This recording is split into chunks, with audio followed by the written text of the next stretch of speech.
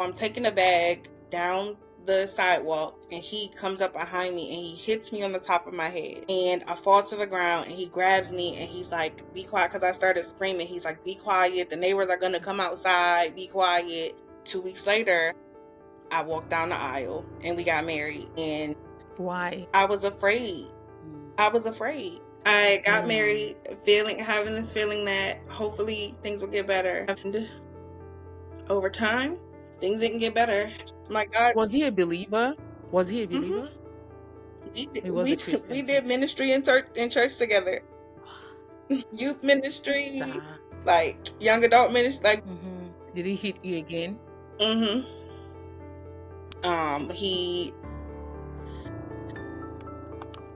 sexually assaulted me when I was 4 months pregnant with our third, and I'm in the bathroom about to get in the shower, and I hear my 2-year-old, who's 5 now, I hear him like crying hysterically. So I open the bathroom door and I look across the hallway.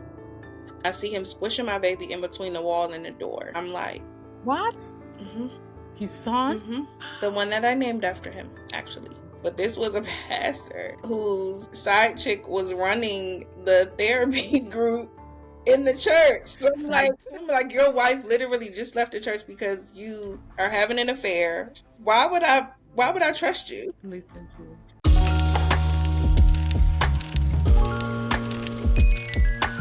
On today's episode, I have another amazing guest for you. Her name is Jalisa Hardy. Welcome, Jalisa. Thank you for having me, Zuki. I'm so excited to be here. Sure. You're welcome. So a brief intro on Jalisa. Jalisa Hardy is a single mom of 3 young kids.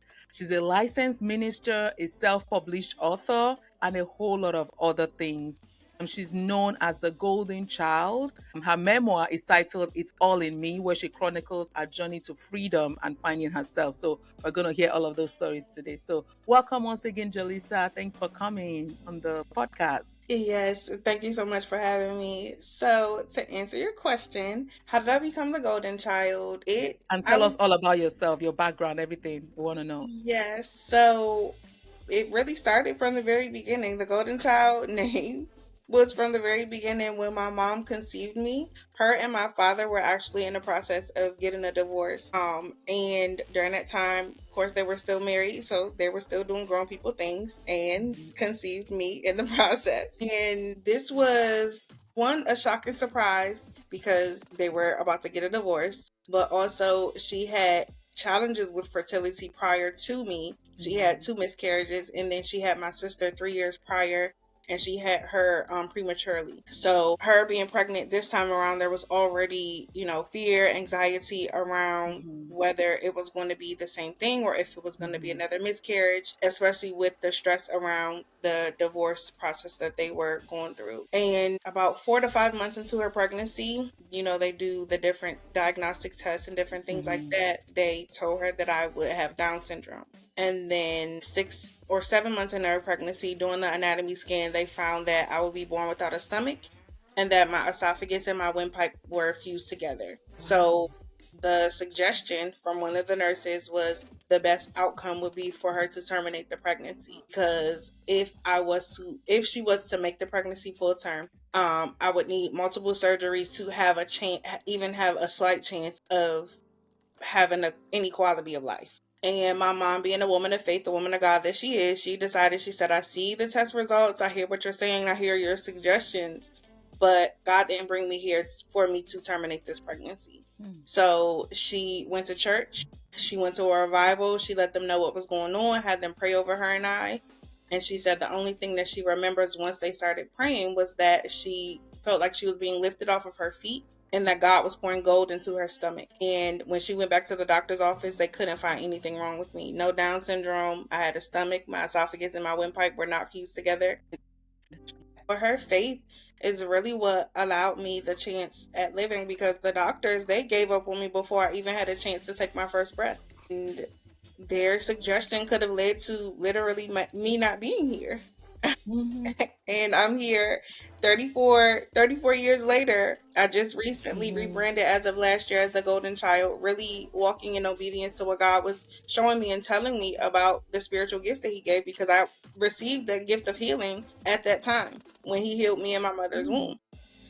So for me, it was about, being obedient to what God was telling me and showing me around not separating the spiritual aspect of the gifts that He's given me from my business, and being able to Mhm. show people that not only am I the golden child, but each and every one of us have a purpose, a calling, and a reason that we're here on Mhm. this earth. So each of us are a Mhm. golden child, regardless if their situation or circumstance was similar or different from mine. Each of us are Mhm. literal walking miracles. The breath that we breathe, Mhm. our hearts beating, our bodies functioning as they should, or sometimes we've got a little a little something going on, but us being alive is a miracle. So each one of us is the golden child. So my brand is not just about me being the golden child, but reminding others that they are as well. This is such a magnificent testimony. I'm so glad your mom, like held on to her spiritual faith and belief in God, right? So I know you're a licensed minister. So how has your journey, through growing up, like knowing your story of birth, how did that impact your childhood growing up? Did it make you feel like, oh yeah, did you always know you had a greater purpose to you? Or was it just okay, yeah, my mom told me this story about my conception, but yeah, I'm like everyone else. How did you begin to work in your calling, basically? I feel like the way that I was raised and even the experiences that I had as a child, I knew that I was different. Mm, My mom would always tell me, you can do whatever, you put your mind to, all of those positive things. But I also had one, yes, I was born and raised in the church. She almost literally gave birth to me in the church because she spent so much time there, especially after the miraculous healing. It was like she mm-hmm. had given me over to God, and she knew To God. that I was God's child and that there was so much more in store for my life. So that was pretty Mm-hmm. much ingrained into me from a very young age. Despite what the enemy tried to do at the point of conception, from my parents being practically not together, the health challenges, and from a young age, I was trigger warning for those that are watching. I experienced some traumatic events from the ages of 2 to 13, where I was sexually abused by my biological sister. And No. when I tell people, like, when I know that there was such a big calling on my life now at 34 Mm, because of all of the things that I went through that he tried to use to destroy me. The things that I've gone through, literally, other people have lost their mind. Literal, mental health challenges have taken their lives from the things that I've gone through. And knowing my story, knowing my situation, and now on the other side of it, being able to share my story, it's like people are like, mm-hmm. "How are you so bright? How are you? How are you shining? How are you sharing the things that you share in the space that you're in?" It's because this gift of healing that God gave me, it wasn't just for me. If I knew that He could heal that, no matter what I've gone through, no matter what experience that Mm-hmm. I've had, He's been able to heal me spiritually, mentally, physically, emotionally, so that I can turn that pain into purpose, turn those traumas into triumphs, to let other people know that they can overcome as well. So for me, that's really what it's been about, continuing to overcome these experiences, continuing to overcome these challenges, so that other people can know that they don't have to give up just because of what they've gone through or just because of what somebody did to them. Do you mind sharing a bit about that story? Oh my God, that is harrowing. I've heard so many stories, but I haven't heard that one. By your biological sister? Wow. I've been the generational curse breaker in my family. Mm, And the experience that I had, I didn't talk about it until I was around 20 years old. mm-hmm. Having those types of traumatic experience and being exposed to the trauma at such a young age, I was labeled as angry. I was labeled as, just all these different labels that people put on me. Yeah. But it was me crying out, trying to let somebody know that I was in pain without having the words to articulate it. And Mm-hmm. instead of people asking, what happened to you, it was more so, what's wrong with you? Why are you acting like this? Why are you doing this? Instead of asking that question, and that was a book that I read a few years ago by Oprah Winfrey, What Happened to You? A lot of people, I say majority of people, that act out and have these, dysfunctions, criminal activity, is because they've experienced something traumatic and they don't know how to True. articulate it and express it. People that are, addicted to drugs or addicted to alcohol, and those are things that I experienced, or, overcame throughout my lifetime. So for Mm-hmm. me, having that experience was about being able to be the one to give voice to not only other people, but my family. Because it wasn't until I told my mom what happened that she spoke up about the traumatic experience that she had with her uncle. And coming to find out that my sister was sexually abused by one of our aunts and her god sister. So for Mm, me, that was where forgiveness came in because it really wasn't her fault. yeah. It was something that was done to her and she felt Mm-hmm. like it was okay because she was a child as well. We were only 3 years apart. Well, 3.5 years Mm, apart. So it was really being able to forgive her, knowing that hurt people yeah. and knowing that this was a generational curse. And literally, my mom went to, I think we were living in Maryland, and she went to like a family Mm-hmm. gathering in South Carolina. And she talked about the uncle, the situation that happened with her, coming to find out he had done it to a lot of her siblings, her cousins. And it was like, Okay. if I hadn't spoken up about my experience, if I hadn't gone through that Mm-hmm. experience, my family's lineage would still be broken Mm, and it would still be plagued with this generational curse. mm, And my children may have had to go through those experiences, but because I spoke up about mm-hmm. it, because I started to, share about it, it stopped with me. Wow. Thank you so Thank you much so for. much for being so vulnerable and sharing that. And I'm so sorry that happened to you.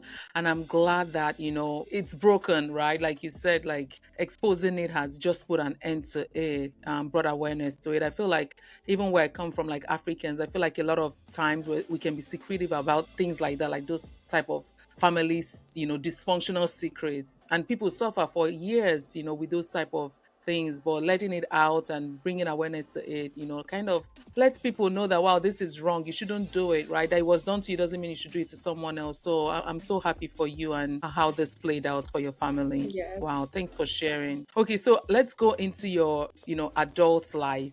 You have three young kids right now, and I know from your bio I read you recently divorced. Can you please share that part of your life with us as well? What happened there, and how did you recover? How did you pick yourself back up after your divorce and heal, those wounds, those emotional wounds? So my journey through marriage, it actually started with the first book, my memoir that I wrote in 2018. Not Wow. knowing that the freedom framework that I wrote about in my book will be what I needed to get through and overcome the experience that I would have in my marriage to my college sweetheart. I met my college sweetheart at 17. I went to college a year early. I graduated from high school, Mhm. went to college from Coppin State University in Baltimore, Maryland, and I met him my second semester there. And him not being my type, I kind of just friend zoned him. And, we became friends. We were friends for 3.5 years. I met all his family. He met all my family. Like, we were literally the best of friends. And at the time, I was in an abusive relationship with my high school sweetheart. And it was from really having an encounter with God. I kept praying, like, God, like, being a believer. I was like, God, like, show me if you want me to get out of this relationship, I need you to show me. Maybe not even, I don't even think 2 weeks later, I got into a car accident in the car with my ex-boyfriend. And the car hit on my side. The Mm. paramedics, when they came, they said if the car would have hit just 2 inches further back, I would have lost my life. So that experience for me, I'm like, okay, God, I get the message. I get the message. I'm gonna leave it alone. Mentally. Like I'm gonna leave it alone. So I walked away from that relationship, but not having done the work to heal or even know how to heal. I just jumped into Mhm. another relationship with my college sweetheart. And because he was so different from what I was used to, we were friends first. We had history, we knew each other's family. There was a side of him that I Mhm. didn't know. And once we got into a relationship, I started to see the red flags, but because they weren't as bad as my previous Mhm. abusive relationships, I was just like, okay, it'll be okay. We'll work it out. We'll get through it because we had this history, we had this friendship. But it just continued to get worse. 2 weeks prior to us getting married, we got into this big argument because I told him, I'm like, I don't think we should be getting married. And we ended up getting into this big argument. And he's like, okay, well, I'm just going to leave. He started packing his stuff because he moved in with me like a month or two before the wedding. And he started packing his stuff. And I'm like, okay, I'll help you. I'll pack your stuff. I'll help you get your stuff out of here. We lived in this apartment, and there was this long sidewalk to get to where the cars were parked. So I'm taking a bag down the sidewalk, and he comes up behind me and he hits me on the top of my head. And I fall to the ground, and he grabs me and he's like bear hugging me, like, be quiet, because I started screaming. He's like, be quiet. The neighbors are going to come outside. Be quiet. And I'm screaming for my family, my brother, my sister, my mom and dad. They all come outside. They're like, what's going on? And I'm like, he hit me. He's like, no, I would never hit a woman. He literally gaslit everybody to believe that he didn't hit me, that he just grabbed the top of my head. And because I had on a bonnet that was silky, his hand slipped. And I'm like, did we just have the same experience? So he Like literally like gaslighting. kept repeating this story, and in my mind I'm afraid to even continue to try to get away from him or to continue to put him out. I ended up calling his brother and his sister-in-law to tell them to come get him, and they're like, y'all need to work it out. He's telling me that that's not what happened. Y'all need to pray about it. So they came, they prayed with us, and even after that experience, he was so mean and so cold because I was basically exposing him for who he really was. But 2 weeks later, I walked down the aisle and we got married, and Why? I was afraid.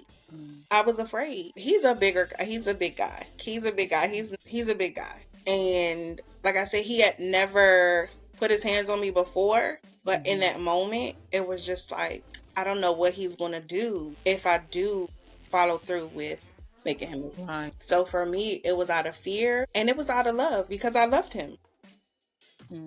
We had literally, built this friendship, built Been this friends for bond, 3.5 years. this Yes. history. So it was out of Yeah. fear, but it was also out of love.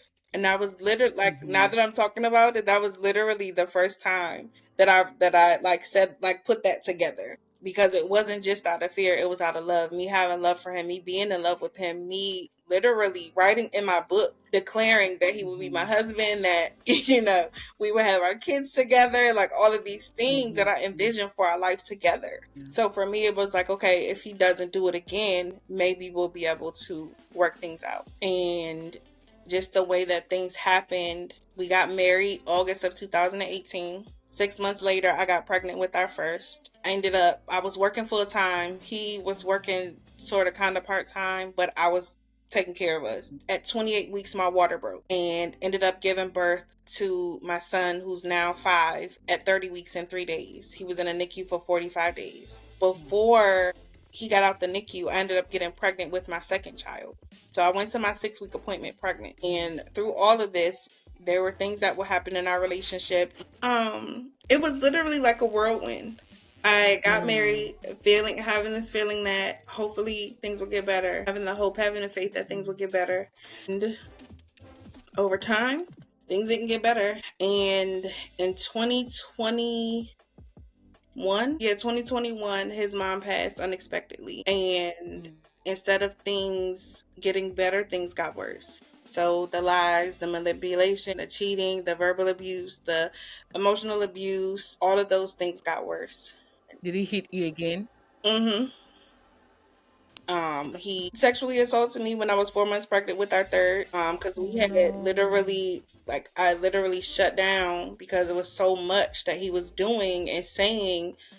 I wanted to be there for him as he was grieving, but it was like he was using his grief as an excuse to be even more abusive.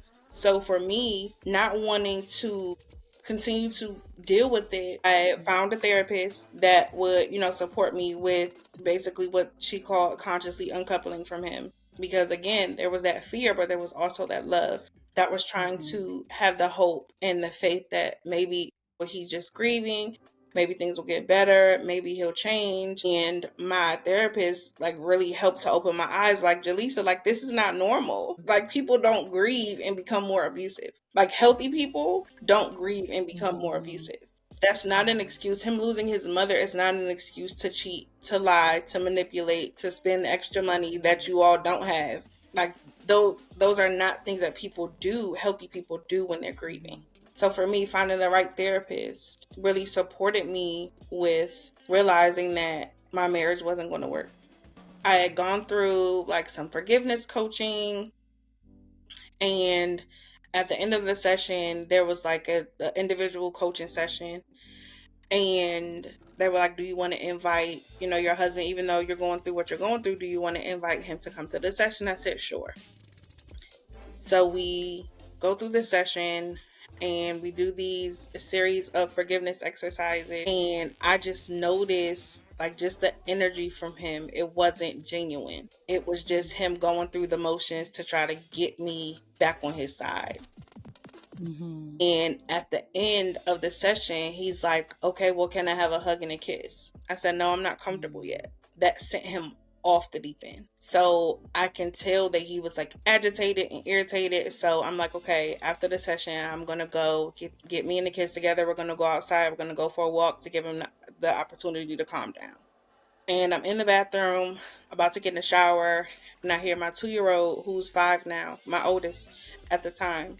He was 2. I hear him like crying hysterically. And of course, as a mom, I know the different cries of my kids. Mm-hmm. And I'm like, what is going on? This is like, I'm hurting, I'm scared cry.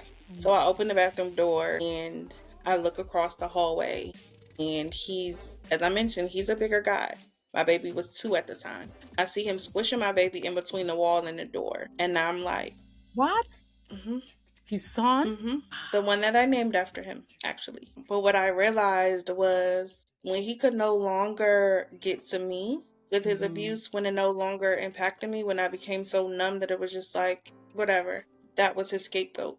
That was who he would take it out on. So that experience, there were incidents before that he kind of made excuses for, said, "Oh no, that's not what happened," whatever the case may be. But because I didn't physically see it with my eyes, I try to give him the benefit of the doubt. But that time I saw it with my eyes, and there was no denying it. And I couldn't allow, even though those were his children, I couldn't allow them to stay in that situation and have those experiences for the excuse of, "Oh, that's their dad." So in that moment, I had to make a decision whether I was going to choose to keep my family together or raise my children in what I thought was going to be a broken home. But what I realized is that if one or two of the people in your home are broken, whether they're together or not, you're still raising your children in a broken home. So I had to make a decision in that moment to get a protection order to get him out of the house, because he wasn't just going to leave. I tried to have those conversations with him, like, maybe you can, go to your dad's, maybe you can, do this, like this isn't working. And there was no compromise. So I ended up getting a protection order. My kids were 2, 1, and 1 month old. I was literally freshly just had my third.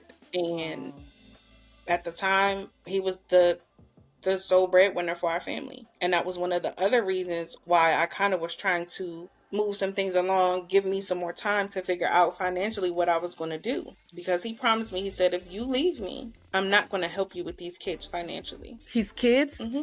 What does he mean, these kids? They're his kids. Mm-hmm. Can't even stand. Oh my goodness. And there were so many things that he did to try to get me to stay. But in that moment, I just knew it wasn't going to work. Every time I would pray, like, God, like, because I believe, I'm a believer, born and raised in the church. My God. Was he a believer? Was he a believer? Mm-hmm. He was a Christian. We did ministry in church together. Youth ministry, like young adult ministry, like we did ministry in church together. And that was another reason why, we had bonded, because in the very beginning we had the same, religious beliefs. So having that experience, it was like, I got to make a decision. I had to choose my heart. It was going to be harder to stay than it was to leave, and have faith that God will work it out, that he would provide for us, that he would sustain us no matter what he did or didn't do as a father. So this is as a young mom, because you were still very young, right? And so how long was the marriage? For 2 years? It was 4 years, because the divorce process, that was a whole nother long drawn out process.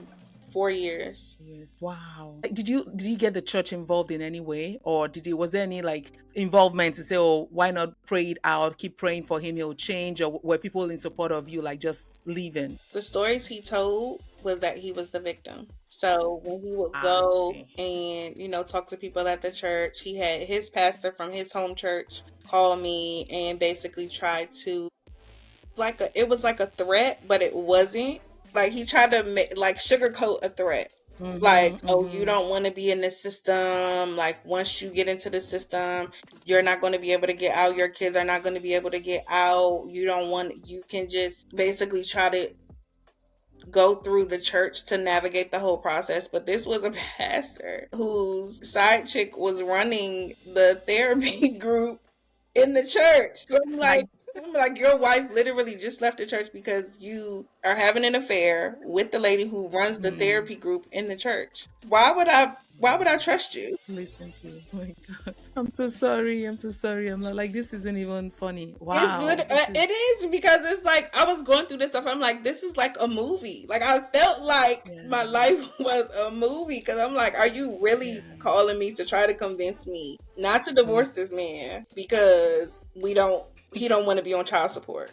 How about advising him to be a better human, a better husband, a better father? Let's start there. Let's start with that. Like Oh my goodness. it was like literally, I would literally like look at this stuff and I'm like, this got to be a movie. Like it has to be a movie. The Mm. divorce process, it was like just so many things that were just like, this has to be a movie. Like this can't be real life. Oh my God, I'm so sorry. But I really commend you for just having the courage to up and leave, right? Because having like two kids, like three kids under two as a young lady, I'm sure it must have been so scary for you. I'm glad you got the courage to just leave. I mean, most people say the best marriages are built from a place of strong friendship, right? But your case is because you can be good friends with someone and then marriage, when it comes to marriage, is a totally different thing, It's a you different know? person. I literally, when he moved in, Yeah. I started to see things that I didn't know. Like, cause we had almost known each Mm-hmm. other for 10 years. And I'm like, this is not who I fell in love with. This is not who I knew you to Mm, be. wow. So you never really know a person until you live in close quarters with them. Mhm. So how were you able to recover? How were you able to heal? And then I mean, there might be someone watching this or listening and in the similar situation. What would be your advice to that person, that man or woman, who is dependent on their partner, who has been abusive to them? What would be your advice? And how can people heal from the wounds or the shame of failed relationship, failed marriage, or whatever it could be? Yeah. As far as the financial piece, it was really about faith, having trust and belief that Mm, God will provide, that he knew that the situation would occur. He knows that, me and my children will need to be provided for, whether their father shows mhm, having the faith and trust and belief that, you know what, even though I don't know what it's gonna look like on the other side, whether it's mhm, getting on government assistance like I did, whether it's, mhm, asking for help from different organizations and different people, know that it's gonna work out. When you step out on faith, God can, step in and do the rest. And that's what it was for me. mhm, My kids and I have not missed a meal. We've always had a roof over our head. I haven't had to be in the mhm, shelter. Like, God has continued to provide for us. And there was definitely a lot of shame, a lot of guilt, because it was like I got into this marriage knowing, the type of person that he was, but I still got married and then had not just one child, but two and three children. So there was definitely wow, a lot of guilt, a lot of shame. Like, why didn't you knew better? You should have did better. But mhm, if I did do something different, I wouldn't have my babies. And I know that my children are going to make the world a different and a better place. So for me, is mhm, remembering that even when we don't make the best decision, God always works it out in our favor. And knowing that it was never my fault that he treated me or my children the way that he did. that too, that too. Yep, There was yep. never anything that I could have done differently or said differently Mhm, that would have changed the outcome. As much as I prayed for him, as much as I, tried to get us into therapy, people are going to be who they are, and we have to learn to accept them for that mhm, and know that it's not our responsibility to change people. mhm. Yep, yep, yep. We don't That's have to true. carry the guilt and the shame of somebody else's actions or somebody else's Mhm, behavior. That's not our fault or our responsibility. mhm. So when a That's true. relationship doesn't work out and you know that you've done all that you could do, you don't have to carry the guilt and the shame of it not working out because it just wasn't meant to Mm. be. That's so true. That's a good reminder. It's not you. I mean, a lot of times we internalize things done to us by others when it's not in our place to internalize, because it says much more about them than about us, right? Absolutely. You were just trusting of this person, fell in love, and then, I mean, someone who would want to hurt their child. I don't know, like, it boggles my mind. And that But goes into what I talked about, hurt people. Hurt people can do mm-hmm, nothing but hurt people. hurt others. That's It's not an true. excuse, but it's just an understanding of, okay, this person is broken, this person is hurt, Mm-hmm. and I'm either going to decide to stay and deal with it, or I'm going to separate myself and do what's best for me and, in my case, my children, so that we don't have to continue that cycle. So, what's your relationship with him today like? Do you guys co-parent, or and does he still go to this? Do you still go to the same church he goes to? Do you still run into him and all that? So the divorce, I ended up getting full custody of my kids. He dragged me through the mud the entire time and then didn't even show up to court for the final hearing. So I ended up getting full custody of the kids, but I've forgiven him. So Mm-hmm. when it comes to him seeing the kids or him talking to the kids, he has the ability to, Okay, good. but he might see them maybe once a month, maybe. He'll come Mm, around on like birthdays or holidays. But other than that, he'll, talk to them on video chat. He just started maybe okay. within the past 6 months actually helping out financially. And we've been Mm. separated since 2022. So, I mean, when we're around I each hope he other, continues with that. yeah, when we're around each other, it's cordial. He'll call me. He called me on Mother's Day drunk. Oh no.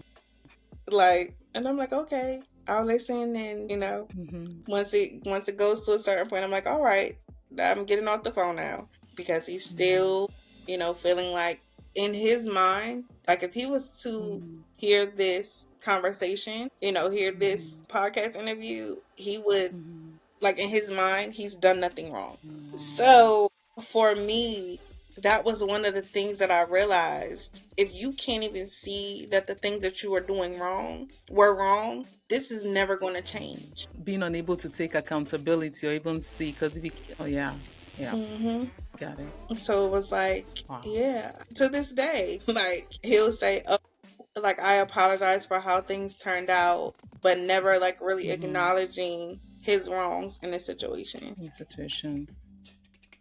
So, That's really like I sad. said, when we're around That's each really other, we're sad. cordial. We're able to, do birthdays and holidays together. He still tries to figure out a way for us to get back together, but it's like you can't even see what you've done. Mm-hmm. So So why do you want to get back together if boy? it's no Wow. going back for me. No, I admire your courage. It's not easy, but I really, really admire your courage, because yeah.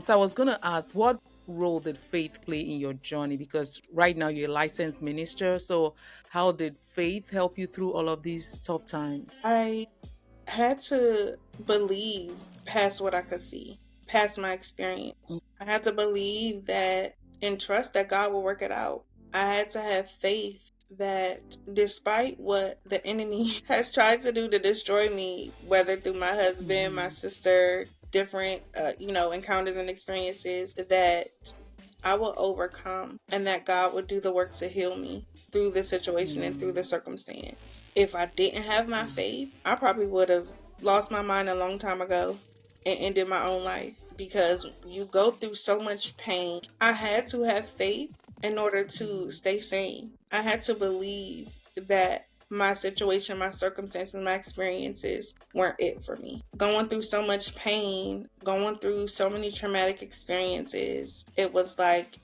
you mentioned earlier, like, God, do you hate me? Like, those were thoughts growing up, like there's no way you can love me mm, and me continue to go through these things. But when I realized that, one, it wasn't God doing, it was the enemy trying to destroy me and keep me quiet and keep me from using these experiences to be able to support others, to be able to help mm, others heal, to be able to help others overcome. So when I stopped focusing on myself and my situation and my circumstance and seeing it for the bigger Mhm. picture that it is, that's where my faith came in. That's good. I'm glad you were able to find deeper meaning or purpose to everything you went through. So, why did you write your memoir? It's all in me.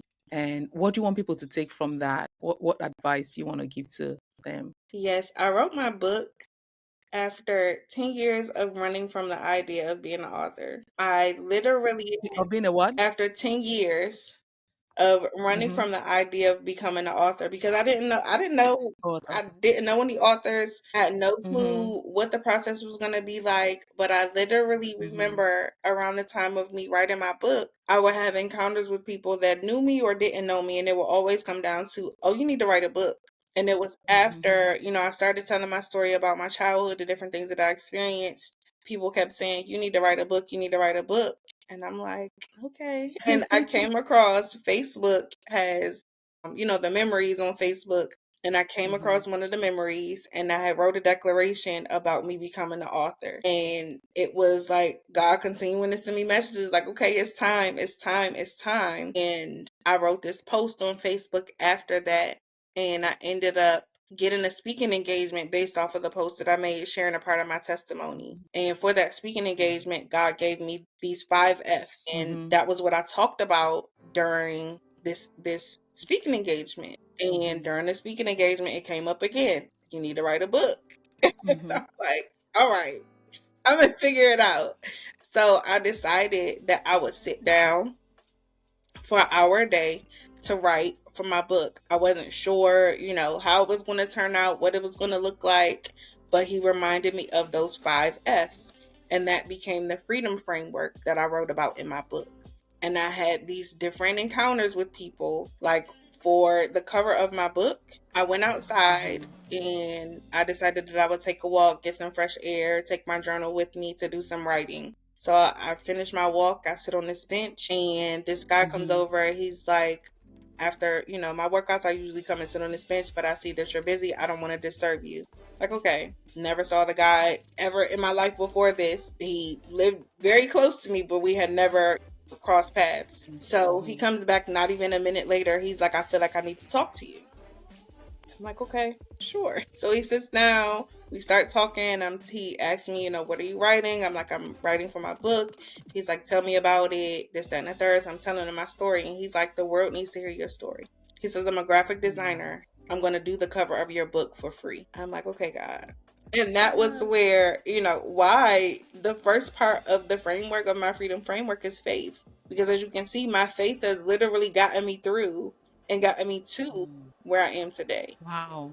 Amazing. So I guess that ties into your coaching program. So can you tell us a bit about your coaching program and how you help women? And we've been through, and is it only women your coaching program is directed towards or everyone? It's easier for me to work with women because I am a woman and I know, Mm-hmm. navigating life as a woman. I have had men come to me for help and support, so I'm open to it, but, I just what I'm used to and what I'm most comfortable with is coaching women. But Okay. recently I've gotten back to supporting people with writing their book, writing their stories, and Mm-hmm. the Birth Your Book Boot Camp is my main coaching program right now, where I guide you through not just writing your book, but it's really a healing journey because there's so much that goes into this process that we, sometimes don't even realize, especially if you're writing a memoir. So, as you mentioned, I'm a human design expert, I'm a board certified holistic health practitioner. So, I not only, Mm-hmm. guide you through the process of, self publishing, but when in regards to healing, in regards to dealing with, traumatic experiences that you've dealt with, I support you with that as well and getting you the resources that you need. If you need to, find a therapist, helping you with navigate that process as well. Wow, that's really good. So you help them. Okay, I like that. So your coaching program is not just about helping them heal from their wounds, but also helping them even write it down if they want to write it down Mhm. like a memoir. Okay, that's awesome. That's nice. So how do you juggle it all? Being a mom of three young kids, I've been hearing your kiddos come in the background. How do you have a community? Do you have a good support system? How do you do it all? Yes, that is the second part of the framework. Friends and family, Mm-hmm. or what I call now fellowship. having support, having community, having accountability in my life that really keep me going, and then having a team like I mentioned before this call. I was onboarding another virtual assistant to support me with my business because I can't do it all, and I don't even Yeah. try. Because prior to, becoming a single mom, I really did feel like I had to do everything. And I burnt out because I was trying to do everything, Mm. be everything for everybody, trying to figure out Mm-hmm. financially how to build a business. And the more I did that, the further away I got from my goals. So the Mm. more I leaned into support, the more I leaned into getting help, paying for help, having people come to clean the house, having people come, do certain things for me for the business, Mm-hmm. and then living with my parents. My mom, she works from home full time, and my dad is retired. And my sister and her husband and her two kids live next door, and my sister is a stay at home mom. So I have so much community and so much support. That is how things get done because I'm not trying to do it all. Well, that's such a blessing. Such a blessing to have that support system there. That is awesome. Wow. Yeah. Okay. So is that, do you want to go into any of your coaching work? Like, because when I went to your website, which is really very nice and informative, I think was it from your email? You mentioned something about helping YouTube, like people want to do YouTube as well. Do you do that as well? Yes, I Can do. you maybe talk a bit about everything you do? Yes, so I do a lot. I tell people I am the niche. I don't necessarily have a niche or a niche, whatever you call it, because God has blessed me with so many gifts, so many talents, so many different things that He's given me the ability to do. YouTube is Mm, one of the platforms that He's really been blessing me to be able to grow and develop my brand, my mhm, speaking gifts, and reach more people. So yes, if you want to build a YouTube channel, or YouTube channel, yes, definitely mhm. I do consultations for that as well. Okay. Okay. Wow, that's good. You do a lot, and I'm glad you have a support system that helps you as well. Because otherwise, like three kids under five, that's a lot of a handful. So, are you in terms of relationship, right? Are you open to maybe it's not even in my place to ask, but maybe for someone listening, right? When will be an ideal time to know that okay, it's time to go out there again? Because you had mentioned earlier that you went from your high school sweetheart, you didn't spend time to, you said you hadn't fully healed, I think, and then moved into another relationship. What have you found to be a good way to transition out of one relationship to another? Is it to move into another one, or to heal? And how can people heal before they move in? And what are the red flags? What shouldn't people ignore? Even if it's like 1 week to the wedding, once you see it, you say, you know what, I'm tapping out, I'm good. Yeah, and I did that growing up, jumping from relationship to relationship to relationship. It wasn't until after my ex-husband that I said, you know what, this isn't the way to go, because Mm-hmm. you carry baggage from one relationship to the next, to the next, to the next, without Mm-hmm. releasing, without healing, without dealing with the things that caused you in the first place. For me, it was like I was getting into relationships with a different, with what do I call it, is the same person with a different face, and it was Mm-hmm. something about me and not doing the work to heal that was attracting this certain type of person. Because Mm-hmm. one thing about a predator is that they know when their prey is wounded. And out there in the dating world, if you don't do the work to heal, you're going to continue to encounter this same person with a different Absolutely. face every single time. Because there's a lesson in the message in that situation that's trying to get you to stop, pause, and work on yourself in order to heal, so that the person that can, one, not only support your healing journey, because it's always going to be something that comes up in relationships. Because one thing about relationships, they're going to magnify who you are and what you're dealing with. Mm-hmm. The right relationship, the right marriage is designed to be a reflection of your relationship with God and yourself. So for me, when I realized that, it was like my relationship with God wasn't where it needed to be in order for me to have a Mm-hmm. healthy relationship with the man. Mm-hmm. And it illuminated, one, not only my relationship with my heavenly father, but with my earthly Mm-hmm. father as well. So when you look at your relationship with God and you look at your relationship with your father, you'll see why your relationships with men or your significant other, if you're a man, if you're, with a woman, why your relationships aren't working out, because you haven't taken the time to heal and recognize the things that are wrong in your relationship with God and your parents. Because all of what we know about relationships came from our upbringing. I have a background in True. early childhood development. So that zero Mhm. to seven age range is where we pick up how to relate to others, where we pick up how to be in relationship with others. So if you don't understand that, know that, and deal with that, you're going to continue to show up in relationships the same way in every relationship and continue to attract the same kind of person in a relationship. So me studying that, understanding that, and knowing that, dealing with the daddy issues, dealing with the unhealthy attachments, dealing with where I was in my relationship with God, that was when I knew, okay, I can get back out there and start dating. And when the red flags came with the first guy that I dated, it was like, nope. Nope, I'm not going on that road anymore. Not traveling that path. Nope. It was like having and it was also my therapist, because she was like, okay, once I got to a certain point in my journey after my ex husband, she was like, okay, you're good now. She said, but if you start dating, if you start talking to somebody seriously, we need to start getting Mhm. back into our sessions so that you're not going down this same path when it comes to relationships, where you're able to have someone there to hold you accountable. Okay, I talked about that accountability. That was Mhm. my therapist was part of that for me. She's like, okay, you see that. What are you going to do about it? Are you going to stick around and try to give people the benefit of the doubt? Are you going to? So that for me was a huge part of it. Having my therapist there to remind me, like, you don't want to go back and get into another situation like you got almost 3 years ago. Yeah. Yeah. So it was doing the Yeah. work to heal, having that therapist there Mhm. to continue to support me with my healing journey, but also holding me accountable Mhm. when I'm telling her certain things. And she like, Jalisa, what is that? Like, what's going on there? So Yeah. that's when you know, one, when you're able to have someone hold you accountable, when Mhm. you're open to it and not just like, oh, I'm just gonna, date and it's gonna be okay, whatever the case may be. No, you need that accountability and that support, especially when you've gone through relationships that were traumatic, that were abusive, because you don't want to end up in that situation again. And being a healer, being a person who, I'm a lover girl. Like, I love love. So for me, Yeah. it's like I can fall fast.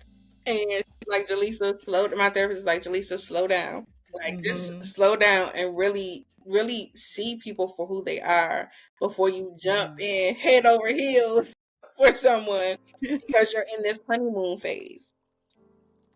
And so for me, it was like realizing, understanding that about myself, and knowing that I don't have to rush into another relationship. I don't have to rush into another Mhm. situation, because when you rush, you miss things. You miss those red flags, or Yeah. you overlook them, because, you so caught up on the butterflies, you so caught up on the lovey-dovey Mhm. stuff, that you miss those things. Yes. Mhm. So when That's you so know that about true. yourself, and you know that you have a good heart, there are Mhm. people that are out there that are hurting, that are looking for love, but aren't in a space to receive the love that you have to give them. I saw this example of, trying to give love to someone who is broken is like trying to fill up a Mhm. cup that has holes. Mm. The love that you pour into them is not going to go anywhere but out, Out. because True. they're so broken, they're not in a space to receive it. So no matter how much you give, no matter how much you love, no matter how much you pour into them, it's not going to make a difference. That's so true. I'm so happy and I'm so glad hearing it, talk about this relationship with your therapist. So you just have that, standing therapist or just that constant, therapist that will be a sounding, what was it called? A sounding board. This sounding board, yeah, sounding board for you, right? I'm just knowing that you need help. I think it's there's nothing as wonderful as that. Knowing that you need help and you're not like, okay, yeah, I have this all figured out. I think I'm healed. I think I'm okay. But just checking it through with her is fantastic. Yeah, healing is a journey. There's always It's going a to be journey. something that Yeah. that happens or that has happened to us that we'll need to continue to heal from, whether it's spiritually, Hmm. mentally, physically, emotionally, financially. Like, there are things that are going to occur where we're going to need to continue to focus on healing and overcoming. True. That's But the true. more that we do it, especially in relationships, like my therapist, when I was dating this other guy, she was like, "See how much faster you separated yourself from the situation." She said it took 4 years this time, this Mm, the last time, but it only took 4 months this time. She's like, and that was one of the things that I realized. We're not always going to get it perfect, even if we mm-hmm. do the work, even if we do the healing. That's true. Sometimes you will find yourself in the same situation or the same type of relationship, but when you can recover Mhm. faster, when you can leave faster, you know that you're growing, you know that you're That's true. learning. You're not always going to get it right, whether relationship, career, raising kids, you're not always going to get it right. But the more that you learn, it's really about playing and practice. Like literally, it's trial and error. Life, we don't know what we're doing, we really We don't know what we don't know. True. don't. But the Yeah. more we practice, the more that we realize we don't have to be perfect, and the more that we lean into Mm-hmm. God's guidance, because He's always speaking. He's always giving us messages. He's always trying to lead us in the right direction. But there's so much noise, so many distractions, so many messages, so many things out there trying to get our attention that we don't always take the Mm-hmm. time to sit and be quiet to hear from Him. So Mm-hmm. the more intentional we can be about checking in, okay, you might be on a dating app, and that was one of the things that I did before I even swipe left or Mm-hmm. swipe right. I'm checking in with God because I'm like, the more That's a good intentional you one. can be each step of the way, the less you'll get to those situations and circumstances where you're like, dang, it happened again. But I like what you said, and I asked someone who said the same. So the hallmark of being healed or getting to a place of healing is not that you don't fall into the trap of those type of people, like unhealthy people. But the only difference is that when you see the red flags, you leave immediately. You don't rationalize it, right? You don't keep waiting, you just move. Hmm. Because, like you said, human beings were so complex. You might meet someone who, checks it off, everything, no red flags, all green flags at the beginning. And then once the red flags start, as a healed person, just leave. There's no, you don't stay for that long. Just move. So I like that you mentioned that. And so yeah, I think it's a good thing to always check in with God as well. So I guess what that means is for you, you don't take people at face level. So even if you met a guy in church, you wouldn't say, oh, okay, because he's a church person, he's a Christian, then it's God's will. You still have to check in with God. Yes, and the way that I used to navigate relationships was I trusted people until they gave me a reason not to. What I learned from my therapist is that people have to earn your trust. You don't just Mm, blindly trust people without knowing that's a them good. or without understanding who they are or what they're bringing. Mm, So for me, it was a mm, huge shift because I'm like, my mom always would say, like, you give people too much of the benefit of the doubt. You're too trusting. And I'm like, well, they haven't done anything to me. I'm just getting to know them so I can mhm, trust them. But it's like, no, you cannot blindly trust people that you don't know. Trust mm, is built, it's mm. not freely given. That's a good perspective, really. Right. So they earn your trust. You don't wait for them to. You don't wait for them to you, and then you don't trust them. But let them earn your trust from the onset. Exactly. That's a Like good she's warning. I like that. Wow. terrified. Like Jaleesa, thank it you got to so be, much. So, what are you? Go ahead. I was saying that my therapist would say, like, build trust, but it's verified. Like, you don't just give your Mm, trust away to people without knowing if they're, trustworthy. that's true. Wow. Wow. Okay. Thank you so much, Jalisa. So, what are you working on now? And where can people get your books? And how can they subscribe to your coaching classes? Everything. Just let us know. Yeah, so everything is on my website, jalisahardy.com. You can Mm-hmm. subscribe to my YouTube, and I'm on LinkedIn as well at Jalisa the Golden Child. What I'm working on now, as I mentioned, is my Birth Your Book Boot Camp, and then I'm in the process of rebranding it as well as the Golden Child Boot Camp. But you'll Mm-hmm. see the Birth Your Book Boot Camp or the Golden Child Boot Camp when I'm marketing it on my different pages. YouTube, I do a lot of content. I'm there probably every day posting content, doing Mm-hmm. lives. And then I have meetup groups on meetup.com. I have one specifically for Okay. Black women called the Mental Wealth Social, where we do group journaling sessions, we do vision board sessions. I have other experts come in and share different things. Like we did an inner child healing workshop, so that I love that space. And then I have the Single Mom Society, which is specifically for single moms, and then I have the Empowered Birth Tribe. which is I'm also a doula. So I support clients with their pregnancy and their birth process. So Okay. Wow, that's you do quite a lot. that, If you don't mind giving me all of those information, just sending them to me later, and I'll put them in the show notes of the podcast and the YouTube video as well, yes, I so will. people can reach out. Yeah. So, what's your final word to people? What's your word of advice? What do you want people to know? Anything you haven't said? Yes, I say a lot that when it comes to life, you are a masterpiece. Your life is a masterpiece. But the one thing to remember is that masterpieces, most of the time, they require mess. So the more we embrace the mess, the more we embrace that things can be messy, but it's all a part of the bigger Mhm. picture that we are and that our life is, and that it can be used for the good of the bigger picture, Mhm. that we don't have to, that those things can be used as well. The mess, the trauma, the not so positive experiences, those things can be used as well. So just know if you're going through something right now and you're like, how can this possibly be turned into something good? Just have that faith, belief, and conviction that, you know what, God can work this out for my good. As messy as it feels, as messy as it looks, He can turn it out for your good. Well said. Well said. Thank you so much. Thanks, Jalisa. Wow, this was such a wonderful session. Thanks for being so vulnerable and sharing your story. You're welcome. Thank I'm you sure so much people for would having really be me. blessed. Yeah. Thanks for the solid advice too you shared. I think I took a lot from those people. You shouldn't give out your trust. What how do you say? Trust. Your trust should be earned. Or people should earn your trust and don't just freely give it without Mhm. them earning it. Right. Okay. I like that. I like that. Thank you so much. Thanks so much, Jalisa. Thank you so much for watching or listening. We appreciate your support. Please check out Jalisa's work. Go to our website, buy her book, subscribe to her coaching classes. I mean, you hear, I'm sure she shared just the tip of her story. I'm sure when you subscribe to her, you get even more from her YouTube channel or every other work she's doing. So please support her. Thank you so much again for watching. Please like, comment, subscribe, share, and keep coming back for more episodes. Really appreciate you. And until I see you next time, bye bye.